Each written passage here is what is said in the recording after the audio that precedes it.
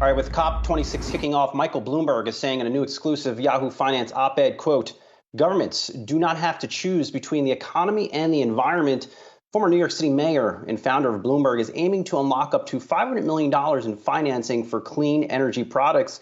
And Emily, I can't say this is anything new from the former mayor here. He has been really focused on reducing coal exposure, not just in the U.S., but overseas as well.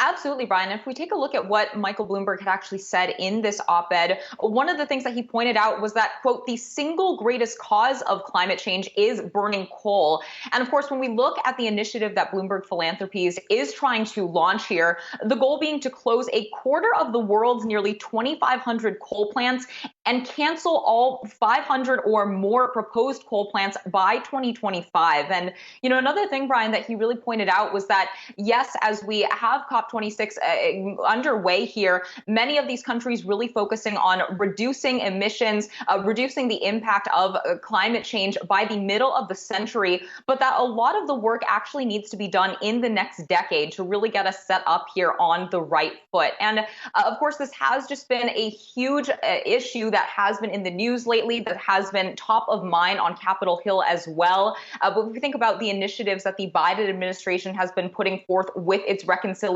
bill, and Akiko was just mentioning that, but with the White House's latest revision of the $1.75 trillion Build Back Better plan, that does include $555 billion in tax credits, grants, and other policies to curb greenhouse gas emissions that are one of the factors, of course, fueling climate change. So I think this is really a timely issue here, Brian, something that has been at the forefront of the global agenda to really kind of curb some of these concerns over climate change, and something I'm sure we'll be hearing about over the next couple of weeks with that conference underway.